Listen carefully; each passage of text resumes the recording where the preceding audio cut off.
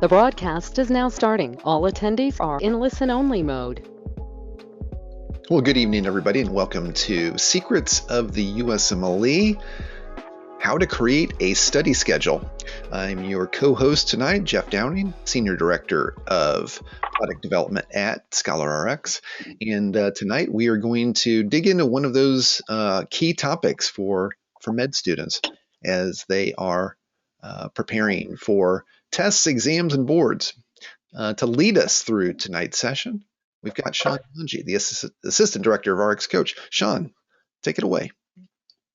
Well, thank you very much, Jeff. Happy to be here. My name is Sean. I've been working with medical students now for about 12 years, helped tens of thousands of folks just like you become physicians and help them on their journey. Looking forward to tonight's session. We're going to talk a lot today about study planning and study scheduling. And students approach us all the time. They're like, hey, I need a study schedule, right? And a lot of students believe that there's like this one magical universal study schedule that'll work for everyone, right? And that's simply not true. The best study schedule, the best study plan is one that's customized by you or for you with one of our coaches. And we're going to show you how to use our study planner and customize your own. But we're also going to talk to you a little bit about how we can help you customize and implement your study schedule or your study plan based on the data that we have over 30 years of medical education. So, the website is rx-coach.com. We'll talk more about it later. And if you're interested in having help with a study schedule or study plan, what you'll have to do is you'll have to, subscribe to our tutoring service, and then we will pair you with one of our coaches and tutors, and they'll help you with that process. So if you're interested in that, you can go to rx-coach.com, set up a free consultation, and that consultation is designed to discuss our tutoring program and how it can benefit you. So I'll leave it with that. I'll leave it there and hand it back to you, Jeff. Okay, very good. So with that, let's go to slide number 1. Our key here for setting up a plan, step 1, setting realistic goals. So Sean, how would we go about the process of setting smart, realistic goals? Right. So if you click that next button here, right, we'll see the first prompt, right, which says, what qualities compromise a good goal for step 1 or for anything else, right? So, for example, right, let's say that you, I hope this is not you. Let's say you're scoring 30 or 40% on, practice questions for a certain shelf exam. And all of a sudden you say, I've got, or on a practice exam for step 1, right? Let's say you're at, 40 percentile. And you say, in 4 weeks, I want to be in the 90th percentile, right? That's just an unrealistic goal, right? Simply because you're not giving yourself enough time. So, it's good to set gradual goals that you can hit incrementally to get to where you want to go. And it's good to set a goal of where you want to be, even though it may seem like it's hard to achieve. But if you want to do that and you believe that you're setting the goal high, what you want to do is you want to make sure that you're giving yourself enough time to reach that goal. So the two problems we see with students are, unrealistic goals that are combined with not giving yourself enough time to achieve them. So that's one thing you want to keep in mind. So I'll leave it there. So Sean, well, give us a good example of a not so good goal. Right. So, if you let's say that you've never scored in med school or on your shelf exams higher than an 80, 85%. And you come in and you say, I want to be on the 99th percentile when it comes to step 1, and I've got X amount of time to do it. That may not be the most realistic goal, right? Another goal that may not be realistic is saying, I'm going to, my hardest subject in med school is cardio, and I'm going to learn all of this in 2 days, right? Once again, examples of not so good goals are always going to be ones where you're pressuring yourself to achieve something that you haven't in the past. Not saying that you could not achieve it in the future, but you're not giving yourself enough structure, discipline, or time to get there. Or maybe what you need is outside advice or guidance to help you get there because you maybe are not able to do it completely on your own. And that's okay, right? We're not trying to say that students can't get there. Oftentimes what happens is, students just need some advice or guidance on how to get there. And unfortunately, sometimes medical schools are so overwhelmed and there's so many students that it's hard to get that one-on-one advice that you need. Jeff always says it. If you look at, some of the top athletes in the world, they've got great coaches and trainers, et cetera, et cetera. And that helps them achieve their goals, which without them may seem unrealistic. So examples of not so good goals are ones that, may be hard to achieve. You don't have enough time to achieve them, or ones that haven't been achieved before. If you're trying to go into step one and say, hey, I'm going to get every single question right. Well, that's probably not such a very good goal, right? Because we all know that we're going to miss questions. Our goal is to get as many points correct as possible. So some examples for you there, Jeff. I think that's key, Sean. And I think, you mentioned, coaches and advisors, in some cases, a good mentor or even, an upperclassman who's been through this, can help you, let you know that your goal is unrealistic. Sometimes I think we have kind of a personal bias on that, and we think, oh, I think this is doable. But having people that have been through this and can tell you, look, if you really want to be prepared for CBSE, or if you really want to be prepared for for step one, you're going to need to do this. So I think that's a great point. And there's another one here too that I'd like to mention, right? Some students are like, oh, I saw online that if I do 3 passes of first aid, my chances of becoming successful are higher. So I'm going to do 3 passes of first aid in X amount of time. A good goal doesn't mean that you're just plowing through material. You have to give yourself enough time to understand material, and also give yourself enough time to go back and review material that you've already covered. So, here we say, how frequent should your goals be? Well, that's what we talked about earlier, right? Set incremental goals. Don't say, I'm at 40 percentile now, I want to be at 90 percentile in 3 months. Put that goal on the back burner. I'm at 40% now. In X amount of days or weeks, I want to be at 50% or 55%. And then you say, okay, now that I'm there, let me set a goal to be at 65 or 70%. And once you set those goals incrementally, you'll see that they're easier to achieve. And the biggest thing about that we found is that it lowers students' anxiety. What happens oftentimes is students set these goals for themselves that are so unrealistic, so pressed for time, that they end up becoming even more anxious than they already are, and more stressed out than they already are. And as you may remember from physio, when those cortisol levels go up, your memory tends to go down, and so your performance will go down. So setting these incremental goals will help you get there. How frequent should your goals be?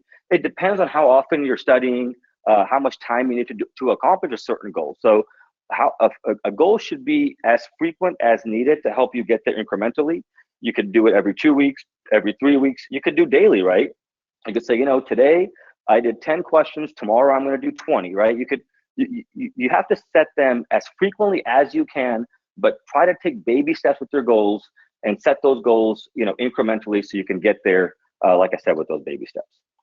Yeah, if you were, training for a marathon, and the marathon was on Saturday, and you said, well, I'm going to train by running a marathon. We're going to run 25 miles, tomorrow. It's not realistic, and it's counterproductive, right? You're going to hurt yourself during the process, and you're not going to, to meet your goal when you want to. So, I think there's that, the personal, holistic mental health, component here that plays into this, probably doesn't get enough attention. So I think that's key. So, Sean, what do I do if I cannot reach the goals and deadlines I'm setting?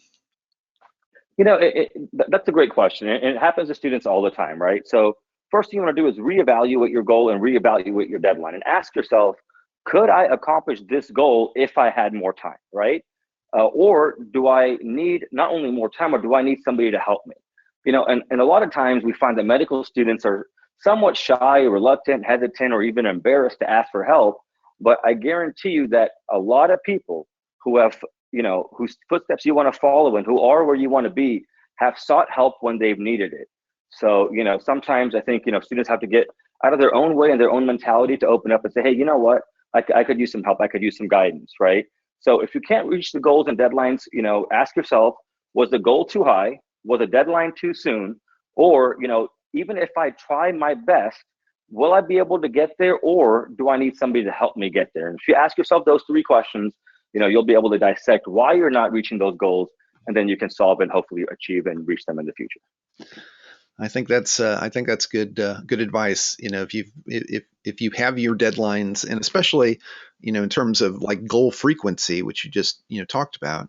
If you only have one goal or two or three goals and deadlines that are 2 months out from here, 3 months out from here, you're not really going to be able to evaluate your progress. So giving yourself good mile markers, and making sure that you're able to check in and see, hey, how am I doing against these reachable goals?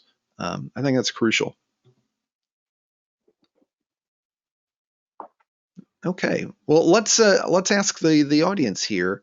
How often do you find yourself having trouble meeting a goal you've set? So I'm going to launch this poll.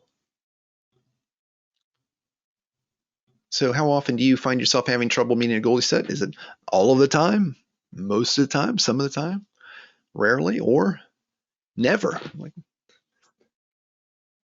Go ahead and let us know what you're thinking. And again, you can be as honest as you like. It's all anonymous. We don't know what you're voting here. So let's see. We've gotten about 3/4 of you voted. Let's keep it open for just a few more seconds, and we'll close the poll. Okay, let's take a look at the results here. So looks like most of you are in the most of the time or some of the time range, which seems quite natural, right? This is not you're definitely not alone. So let's go ahead and hide those results, and let's start talking about timelines, setting realistic timelines. So, Sean, let's start with kind of laying out what are those main factors to consider when trying to set a realistic timeline. Well, this is something that's, very, very important, right? So when you set a timeline, you may remember in med school, you had topics that were easier for you and topics that were harder for you. So when you're setting timelines, remember how whichever subject you're studying for, how that was for you when you studied in the past, right? And give yourself more time for topics that were harder for you and maybe less time for topics that weren't, right? So first you're gonna, want to talk about the difficulty of the subject or subjects you're studying. Number two, think about how it was for you historically, and then give yourself enough time accordingly to achieve that goal when you're setting those timelines, right? And remember, don't box yourself in, right? If for some reason you do something, you set a timeline that doesn't work, guess what? You can still change it. You can go back and say, you know what, I need more time, right? And you need to have that flexibility in your schedule that will allow you to go back and rethink your timeline. And so don't be disappointed if you didn't reach your goal in a certain timeline. Just realize that, hey, you know what, maybe I need more time, but it'll come back, because I'm sure that if certain subjects take you longer, you're also going to have the opposite experience, which means you're going to have certain subjects which are easier for you that will take you less time than you had allocated for it. So, once again, it really boils down to, when you're setting that realistic timeline, think about how you did with those subjects in med school and how long it took you then, and then plan that accordingly. And, one of the things you can always look at, and you should look at, right, is your assessment. So, students are oftentimes very reluctant to take assessments because they're like, oh, I don't want to see my score. I'm not ready yet. And whenever I hear a student say, oh, I'm not ready yet, I already know that you missed the point of why you're taking an assessment. An assessment is not to be taken when you're ready. An assessment is taken to help you get ready. So if you look at that assessment and you see, for each topic, how strong or weak you were in that area, you can use that to gauge how much time you're going to need per topic, right? The weaker you were in a subject, maybe the more time you need, right? So keep that in mind. And also, there's certain parts of the test that are maybe going to be tested 5% or less. So don't give yourself more time for that subject than other subjects. Try to maximize the big high yield areas that are going to be tested more, and then work backwards to those lower yield areas like anatomy, et cetera, et cetera. I think those benchmarks are crucial, and I think secondarily the idea of setting those benchmarks, um, and then reevaluating over time will also help you, because then as you're setting more frequent goals, you can see, well, what do I need to adjust now that now I know how I'm doing based on the results of this assessment. Now I know how I'm doing when I'm trying to juggle a couple of things as I'm studying for this. So I think that's I think that's a really a key thing for us to think about. Um, you know, this is another question that we hear a lot. I see my classmates studying less than I do or more than I do. Am I doing something wrong? Yeah, this is something that comes up a lot also. Um, it, it, I think the biggest thing to realize here is that everybody is different. Some students can study for less time and do extremely well. Some students can study for a very, very long time on a certain subject and still not do well. So don't compare yourself to others when it comes to studying. It's okay to compare yourself to, hey, what's the mean? What's the average of this test score? What do I need to be to get a certain residency? Those things are okay to compare yourselves with others against, because you're trying to compete for a spot. That's understandable.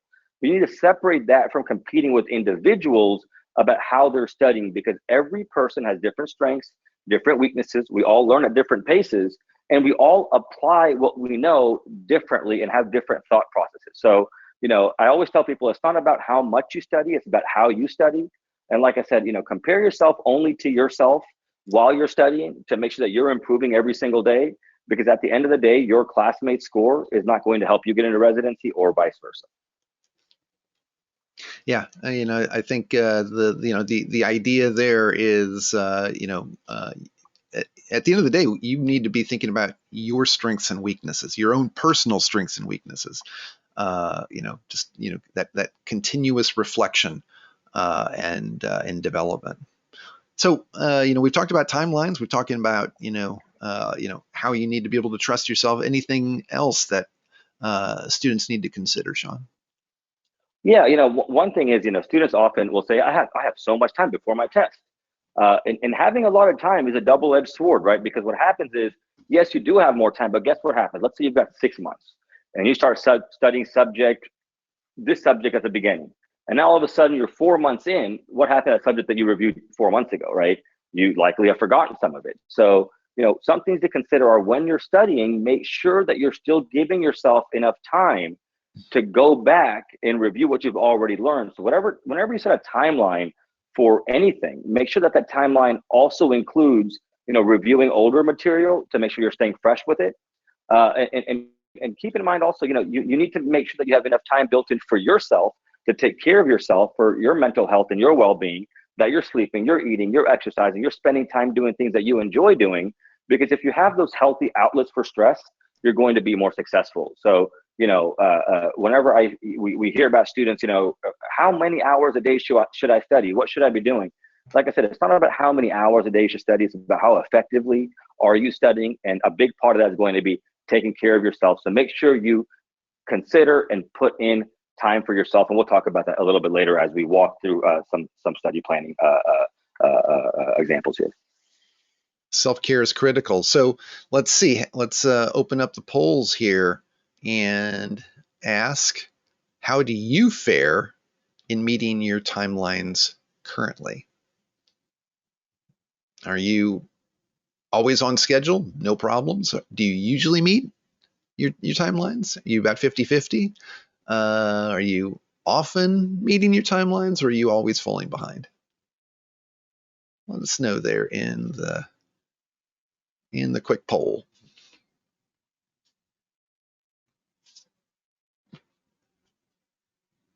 I'm always envious of those that are always on schedule with no issues. So that's glad we've got a few of those with us tonight. So let's see, about almost 3/4 of you voted. Keep the poll open here for just a few more seconds.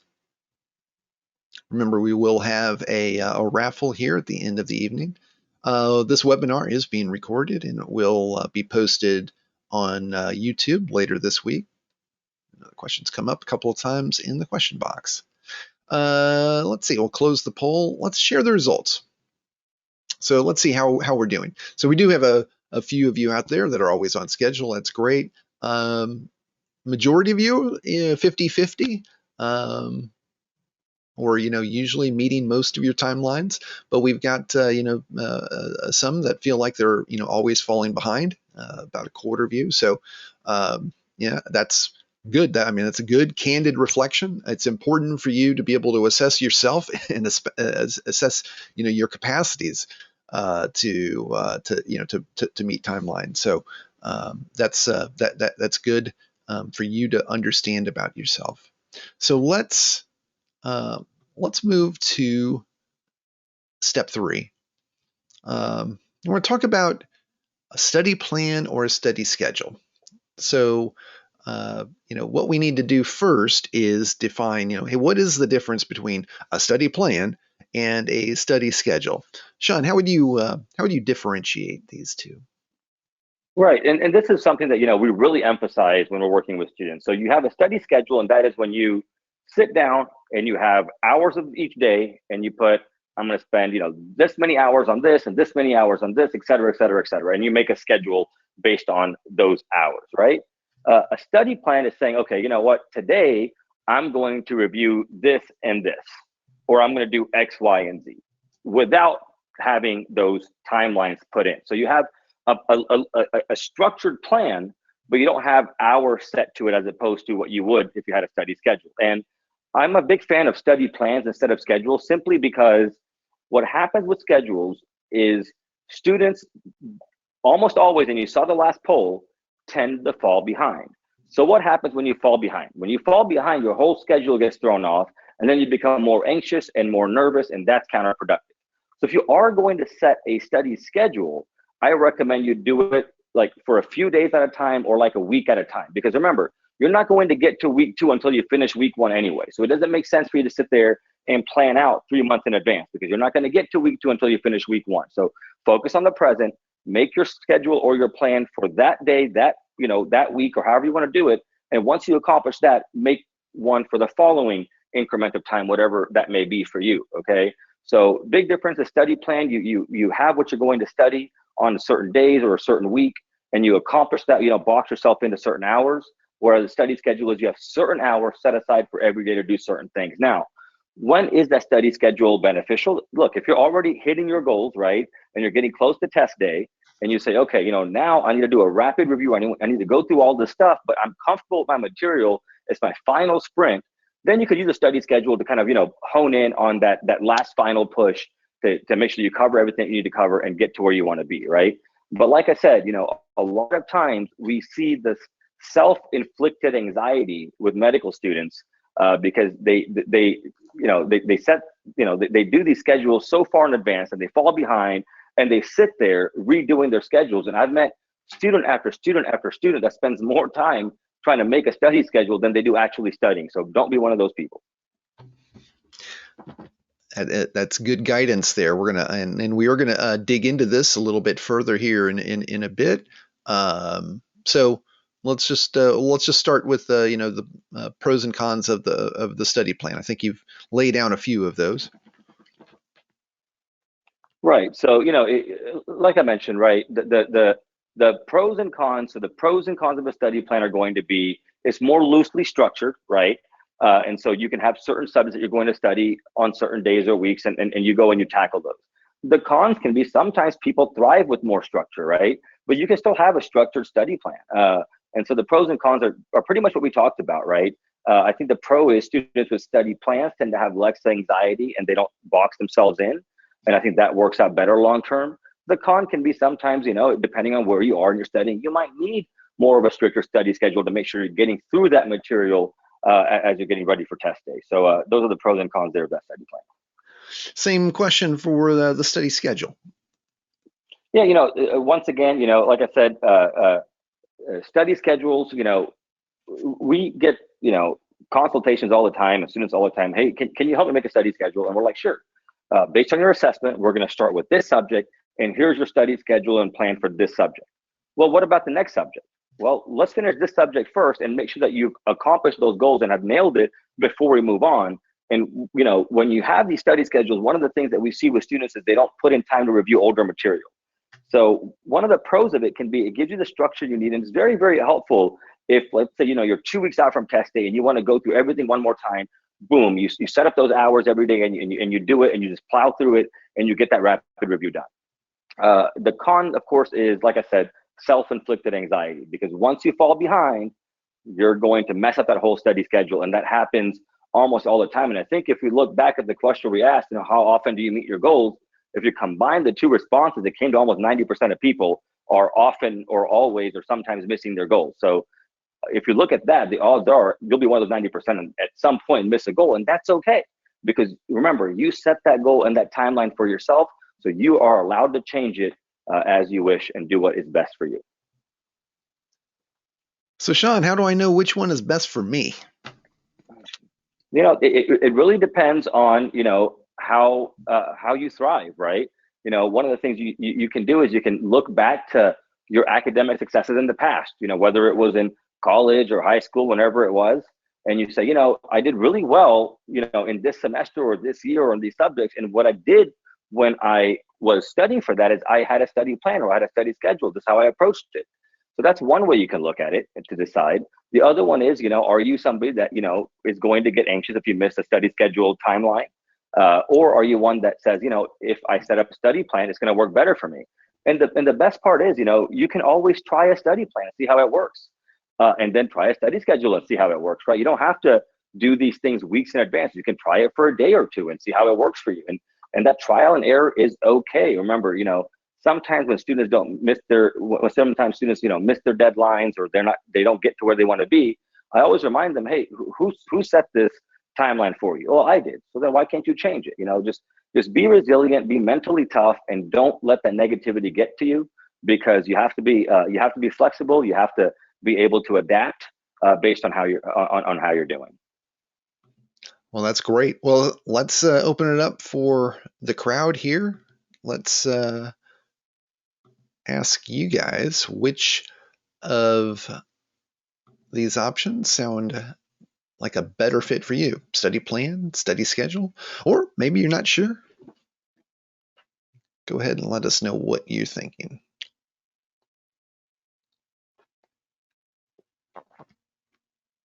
I think I think you touched on a couple of things there, Sean, that are really important, and I think we want to underscore the need for for flexibility. You need to be able to however you're setting your plan, you need to be able to adjust and pivot accordingly if you find that, hey, this isn't working for me, or I need to spend more time doing this. Flexibility is a key thing, but accountability as well, accountability to yourself, to make sure that just because maybe you're falling down in one area doesn't mean you should stop, or that you should give up, or that you should throw in the towel, or double down on something that isn't working for you. Okay.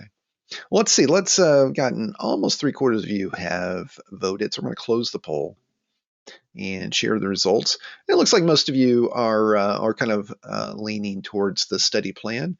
About 1/4 of you going for study schedule. Some of you not sure, and that's fine. We're again, you need to find the plan that works for you, right? Or the option that works for you. So let's hide those results and go to step 4, the actual execution here, mapping out a schedule or a plan. So Sean, I'm going to turn it over to you, and I'll let you kind of walk through the RX study planner. Well, thank you very much, Jeff. And for all the students here on the line, we are going to share that link with you so that we can, you can download it. And Jeff, if you don't mind, allow me to change presenter here. Yeah, let me make you the presenter. So if you look into your GoToWebinar chat, we're going to share the link with you to download the study planner. Once you download it, look at the very top line. It'll tell you, click file and click make a copy, and then you'll be able to edit it. Okay. So just follow that direction. A lot of students tend to miss that little message at the top, and then they can't figure out how to navigate it. So once you've done that, you're going to end up seeing the screen that I'm about to show you,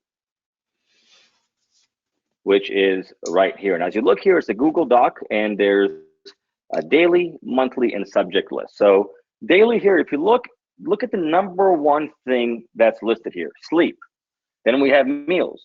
Then we have self-care. And then we have review, question bank, going over questions, miscellaneous, and breaks, right? And the reason we do that is because those are the three things that people forget to put in their daily schedules, okay? So, you can type in your numbers here. Let's say you want to sleep 8 hours a day. You need, 1.5 hours for your meals. For self-care, you want to go to the gym. You want to, take a little break. You can, self-care for an hour there. Material review. Let's say, you want to spend 2 hours doing material review. You want to spend, 2 hours doing questions. And remember, the amount of time you spend doing questions, you should also spend going over questions. And now look, you've still got here, you're still at 16 and a half hours, right? So you say, oh, wow, I've got a lot of time left in my day here. So, maybe I'm going to add an hour for miscellaneous things. And let's say I'll add 2 hours for breaks. Well, I've still got about 4.5 hours left here. So now you can go back here and tinker with this and add what you want. Now, if you look here, I just put 2 hours for review, 2 hours for question bank, 2 hours for going over questions. Those are just numbers that we're plugging in. But remember this, right? There's a couple of things you want to keep in mind. Number one, if you're reviewing material, right, and you're doing questions, we recommend doing focus questions on the subject you're reviewing that day. So if you're studying cardio, go to the question bank and do a block of cardio questions, okay? And then if you want, do some mixed questions as well, right? So you're going to do focus block, focus questions as well as mixed questions. And if you do that material review combined with questions, you're going to see how well you've learned it and how you can apply it and commit it to memory by practicing, okay? But one thing also you want to remember is give yourself enough time to go over questions. You want to look at the right answers, the wrong answers. So once you fill this out, you can then go in here hour by hour and fill in exactly what you'll be doing based on the activity that you've designated and the amount of hours you've set aside for it. Now you can also go here to the monthly tab, and you can come in here and you can just fill it in, and you can say, hey, look, these are the subjects I want to do each day. And so this is more of like a study plan, right? And if you want to make it more of a schedule, you can type in how many hours you want to use for this, right? So you can say, hey, you know what? Here's my monthly planner. I've got 30 full days this month, right? And study rate required. If I want to, I want to do, 200 questions or 500 questions, right? It'll allow you to figure this out and then keep track of it as you're filling this out and kind of give you estimates on how much time you need per page that you're looking at, et cetera, et cetera. And if you look here at the left, you're going to see some nice tips. And there's one here, look at this, reality check. And that's something that you want to keep in mind as you're doing it. So you can go in here. It's a wonderful tool, right? You can just go in and say, these are the subjects I'm going to do this week or these next 2 days. And even though it has a whole month laid out, you can use it just to plan out the next few days or the next a week or so and put all those topics in there. And if you notice, I left a gap between the first subject and the second subject just to, make sure it's not too overwhelming for you, right? Give yourself enough time to review that. Because, if you rush through a subject, you may know some of it, but you may not have mastered it. So it might be a better idea for you to spend more time on it, master it, and then you can, use less time in the future to review it. So we looked at the daily version, right? Where you can go on there and type in hour by hour. And of course, we're showing you how to use this tool, right? We're not filling it all in for you because, like I said, everybody is different, but we want to show you how to use it, talk to you about good strategies on how to use it and utilize it so that you can fill this out on your own. And of course, if you need help doing it, you can always, subscribe to our coaching service and we can help you with that. So that's the daily one, the monthly one. And then look, we have the subject list one, right? So if you look here, you see all the different topics that are for step one, right? And you can type in here how many pages everything is, and you can see here how many pages total we have for all of these topics. And you can type in normal review, careful review, intensive review, or skip. and you have predicted times here based on how many pages it is. And then you can see how much you completed based on that, right? And if you look here, once you change normal review to careful review, the predicted time goes up. And if you go to intensive review, the time once again goes up. So what you want to do is for those weaker areas, you want to make sure that you're selecting intensive review or careful review. The subject you're stronger with, you can put in normal review. And like I said, if those predicted times don't add up or are consistent with where you're at, don't worry. These are, like I said, the predicted times are not set in stone. So you can come in here, right, plan it by subject, see how many hours you need. And so once you say, okay, this week I'm doing biochem, and you look here and you see the total amount of hours, right, it'll tell you, how many hours that is. And if you look here, that's 5.625 hours, right? So now when you go back to that daily schedule, right, now that your material review is going to be, right, because you're looking at material, not doing questions, is going to be 5.625 hours, right? If you're trying to do it all in one day, right? Or you can spread it out and say, okay, I'm doing biochem over 5 days. That comes out to an average of a little bit over an hour a day material review. And you can go use those timelines and come back and fill in your daily schedule according to that. So, I think it's very helpful to go to the subject list, get the predicted time, get all the subjects listed out, normal review, intensive review, however it is for each subject, and then use those predicted hours to go back to the daily schedule if you're going to do a schedule and put it in there, or put it into your weekly planner like I showed you here, or which is it's under the monthly tab, but you can do it weekly or daily, however you want, and use those predicted hours to kind of lay out some structure so you're not overwhelming yourself. So that's kind of the basic walkthrough on how to use the study planner. And if you go online, you'll even see some sample study planners that we've created for step one and down and kind of use as a guide.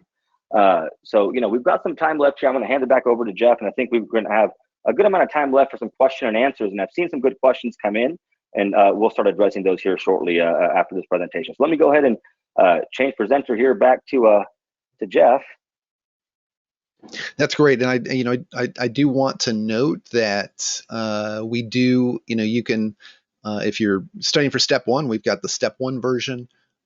We also have a version for, oops, I'm not showing anything yet. Let me.